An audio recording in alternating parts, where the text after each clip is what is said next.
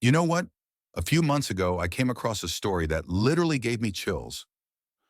An Australian nurse, Bronnie Ware, spent years caring for people in their final moments, and she decided to ask them a very simple question. Just before they left, what do you regret the most in your life?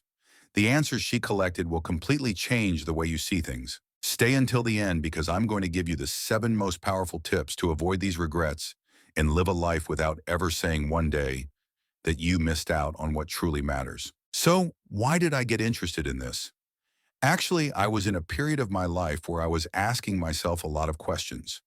You know that moment when you look at your daily life and wonder if this is really what you want to do for the next 40 years? Like the daily grind, weekends that fly by, and before you know it, you're 40 years old and wondering where your last 20 years went. And then one evening, while scrolling, I stumbled upon this story about Bronnie, this woman who accompanied over 1,000 people in their final moments. Just imagine, 1,000 people who knew they were going to die in the weeks that followed, and she asked them what they regretted the most. The crazy thing is that almost everyone gave the same answers, as if we were all programmed to make the same mistakes. So for me, it was a wake-up call. I thought, wait, what if instead of waiting to be on my deathbed to understand this, I could avoid these mistakes now? The first regret, by far the most common, is this one. I wish I had the courage to live a life true to myself, not the life others expected of me. You see, almost everyone on that hospital bed realized they had spent their lives pleasing others. Their parents who wanted them to become doctors while they dreamed of being artists. Their partner who wanted a house in the suburbs while they dreamed of traveling. And for me, hearing this, I realized I was right in the middle of it. I was in a job that bored me, but hey, it was stable. I was afraid of what others would think if I changed my path. The second regret hit me even harder. I wish I hadn't worked so much. You know what's crazy? None of those dying people said they wished they had spent more time at the office. Zero. Nada. They all regretted missing birthdays, their kids' soccer games, dinners with friends, family vacations. They realized they had sacrificed their lives for a paycheck, for status, for things that ultimately, in the face of death, meant nothing. Well, concretely, I was exactly in that trap. I would come home at night, exhausted, watch Netflix like a zombie, and on weekends I would recover from my week. My social life? Non-existent. My hobbies? I had even forgotten I had any. The third regret is the one that hurts the most, I think. I wish I had the courage to express my feelings. You see, these people realized they had kept their emotions to themselves their whole lives. They had never told their parents they loved them, never confessed their feelings to the person they liked, never told their friends how much they meant to them. They died with all that bottled up inside. And that made me think, how many times had I wanted to say something important and back down?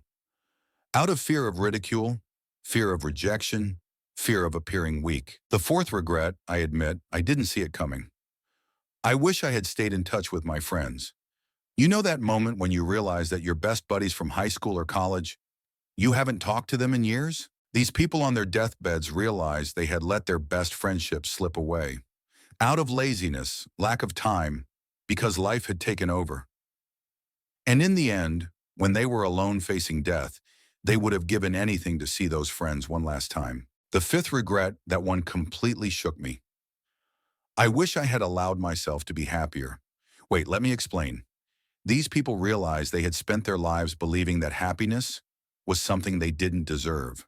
Like, I'll be happy when I get that promotion, when I've paid off my house, when the kids are grown. But that later, it never came. They lived in their habits, in their comfort zone, telling themselves that this was how life was. The crazy thing is that upon discovering all this, I made a decision. I told myself I'm not going to wait to be on my deathbed to realize that I've missed my life.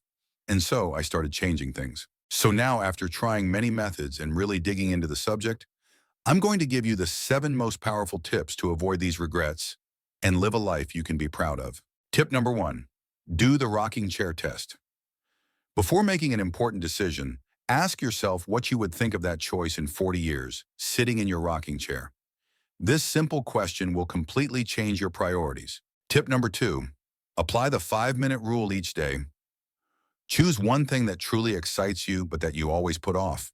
Dedicate just 5 minutes a day to it.